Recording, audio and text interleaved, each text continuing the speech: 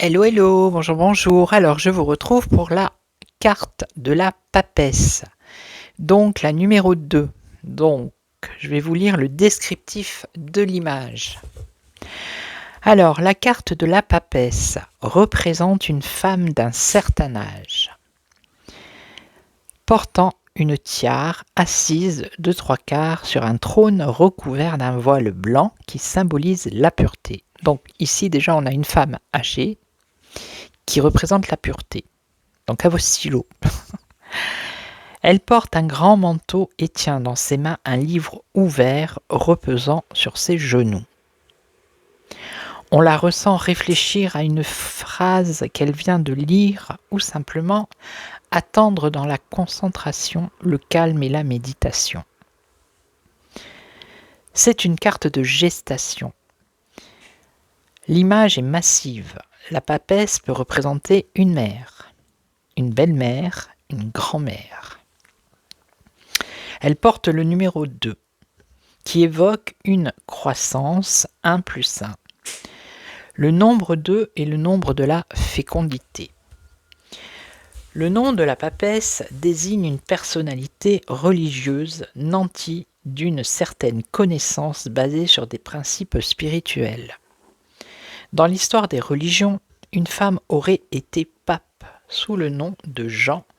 Alors Jean 5, 6, 7, 8 au IXe siècle. Par extension, on peut penser que cette femme prononce des vœux.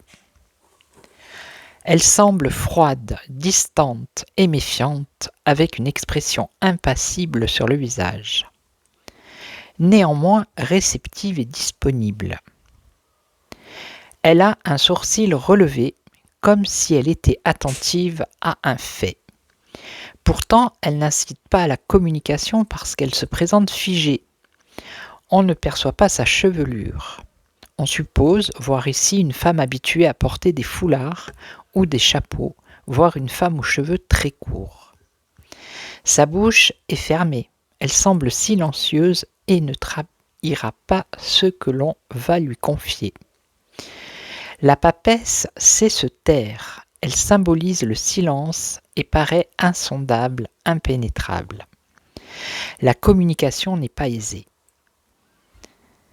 Alors, c'est une carte d'incommunicabilité. Son regard est bovin, peu vif, attentif, mais absent. Elle semble regarder fixement. Passivité ou mollesse. Elle peut songer ou rêver les yeux ouverts. Carte de voyance ou de rêve prémonitoire également. Elle semble complètement emmaillotée. Idée de froid ou de personne frileuse, personne âgée. On ne voit pas son corps, son cou. Elle peut être religieuse, infirmière, pendant la guerre à la Croix-Rouge. Elle agit en silence, sans faire d'éclat. Patiente. Tout est caché, à part le livre, la croix. Elle peut représenter les secrets, les maladies cachées. Personne avec une vocation, un savoir, une connaissance. Elle initie ou s'initie. Sa cape, telle qu'elle est disposée, semble lui enserrer les avant-bras et on a l'impression de gêne.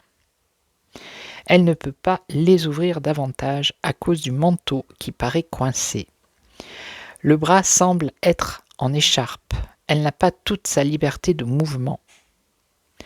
A besoin d'un maximum de concentration. On aperçoit un bout de son siège banc et un dossier haut. On peut dire qu'elle trône telle une reine que l'on consulte. On la suppose dans un intérieur. On pourrait la voir lire ou se reposer sous une véranda avec la clarté qui tombe sur elle ou sur une terrasse en hiver. Donc là, on est avec l'hiver. Sur le dossier de son siège se trouve un voile, une draperie masquant l'environnement comme des rideaux tirés. On pense encore aux meubles recouverts de draps dans une maison abandonnée. Notion de repos en villégiature. Personne casanière, le fait de voiler quelque chose, ici le dossier du trône, attribue à l'arcane 2 une valeur de mystère, carte de l'occulte. Elle est assise, le dessin compacte toute la carte. La papesse est statique. Aucune idée de mouvement, elle attend que les choses ou les êtres viennent à elle. La personne est introvertie, secrète, muette, fermée. Ses bras ouverts déterminent sa capacité d'accueil. On peut venir consulter la papesse qui écoutera nos secrets, nos problèmes. On la voit sereine dans sa méditation. Elle attire la confidence et la confession. On pourra donc se confesser à elle. Elle peut être un excellent intermédiaire. Les attaches de ses mains sont fines. Ses mains symbolisent sa finesse d'esprit, sa subtilité. On dit des petites mains, des mains d'accoucheuse. La papesse est une sage-femme. Elle semble en réflexion, féconder une idée. Aperçu de lenteur de gestation d'une situation, notion de grossesse, de fécondité. Son regard porte au loin, idée de voyance. C'est peut-être pour elle un moyen de se présenter, de se donner une contenance. Elle paraît se laisser déconcentrer, comme lorsqu'on lit à l'intérieur d'un café ou sur un banc public. Elle évoque un écrivain, une bibliothécaire ou une librairie. Un ou une libraire, L'ouvrage, c'est-à-dire le livre ouvert sur ses genoux, n'est pas consulté par la papesse. Elle y pose un doigt comme si elle lisait du braille. La papesse peut donc représenter une personne qui a des difficultés de vue ou qui est non-voyante. Symbole de la science, le livre révèle la connaissance du passé. On peut la dire gardienne de secrets par extension, médecin, analyste, psychanalyste. Grâce au livre, elle apprend. Carte d'apprentissage, de formation, de stage, d'études. Elle semble faire passer un examen, être enseignante, examinatrice. Elle a les bras ouverts, le livre est ouvert tel un réceptacle. On pourrait l'imaginer tenir un grand saladier posé sur son ventre, comme une mère de famille préparant la cuisine dans un récipient géant pour grande tablée. Elle est la mère, la grand-mère, la belle-mère, celle qui nourrit intellectuellement, spirituellement ou matériellement. Notion de sécurité. Le bas de sa robe cache ses pieds, ce qui prouve bien son immobilité. La papesse est inactive. Donc, en situation, je vais vous donner les mots. La papesse représente une femme âgée, une femme assise, une femme très habillée, vêtements hiver ou uniformes, une femme qui porte un fichu, un foulard ou un châle, une religieuse, la spiritualité, une infirmière, la Croix-Rouge, une profession de foi, une vocation, une personne introvertie, effacée, discrète, silencieuse, muette, sereine, médiative, qui a la connaissance, le savoir, la vérité et la sagesse, la voyance, l'occultisme, le mysticisme. Ça peut être également l'attente, ça peut être la confidence, le secret conçu, caché ou gardé. Ça peut être une maladie cachée, une analyste, reine que l'on consulte ou médiatrice qui écoute. Ça peut être une personne sous une véranda. Donc la saison ici, c'est l'hiver. Ça peut être les loisirs intellectuels, la culture de l'esprit, la philosophie, la réflexion, la méditation, une maison vide ou villégiature, des rideaux tirés en plein jour, la notion de cocooning, personne casanière, la lecture, l'apprentissage, l'étude, la formation, l'examen.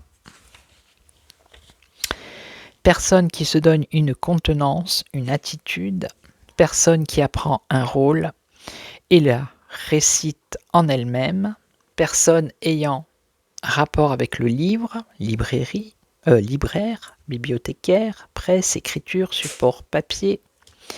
Elle lit sur un banc dans une salle d'attente de gare, lieu public. C'est une femme qui nourrit, mère nourricière, une cuisinière, réceptacle, on attend que ça tombe, disponibilité. Donc la mère, la grand-mère, la belle-mère, la vieille tante. Aucune expression dans le corps, manque de souplesse, ça peut être un bras cassé. Besoin de grande concentration, des mains fines, personne fine et sensible, sage-femme, accoucheuse, grossesse, fécondation, réflexion, conception d'une idée, lenteur, gestation d'une situation, immobilité, personne impassible ou indifférente, personne attentive, peu communicative, froideur, méfiance, personne figée, regard inexpressif ou bovin, et passivité ou mollesse. Voilà, ça c'était pour la papesse.